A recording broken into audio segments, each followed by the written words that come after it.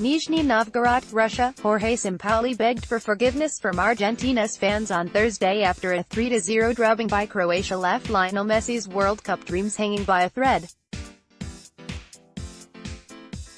Second-half goals from Ante Rebic, the first from a horrendous error by Argentina goalkeeper Willy Caballero, Luka Modric and Ivan Rakitic sealed a deserved victory for the European side and ensured their passage into the last 16.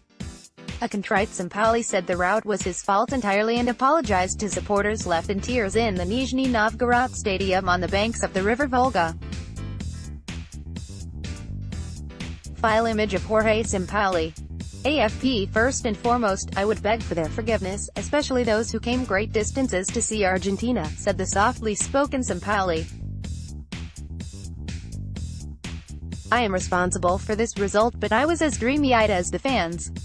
The Group D defeat means Argentina, one of the pre-tournament favorites and defeated finalists in 2014, are on the brink of a humiliating first-round exit.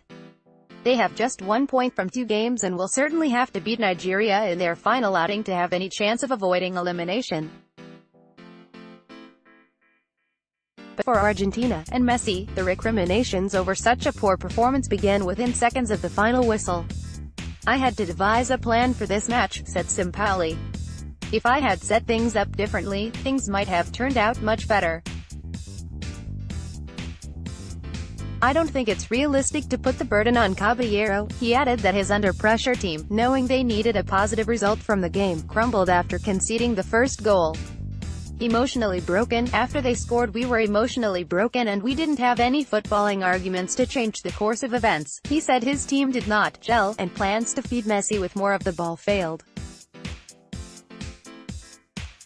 Asked why he made 3 changes to his team and played a 3-4-3 system, Sampaoli said he thought this was the best way to put pressure on Croatia,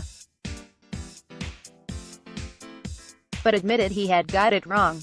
Croatia took the lead after Caballero chipped a clearance straight to Rebic, who lashed home a thunderous volley in the 53rd minute.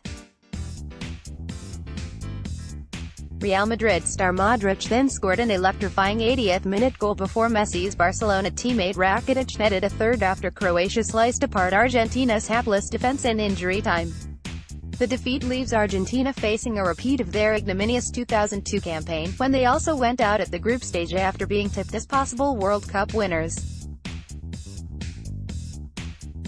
The South Americans were curiously lifeless and uninspired throughout, capped by an anonymous display by Messi.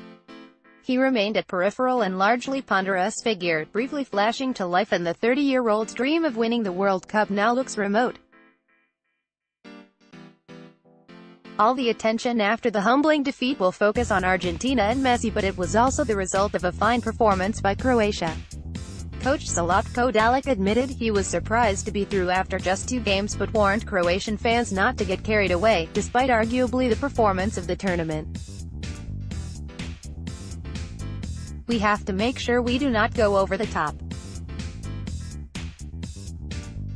We have to be calm and humble, all of us. But in another piece of bad news for Argentina, he said he would definitely rest players in the last game against Iceland, which the South Americans will likely need Croatia to win.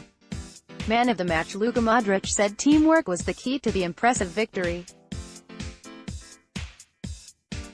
Our team effort throughout was the key, and particularly in the second half when we had more possession.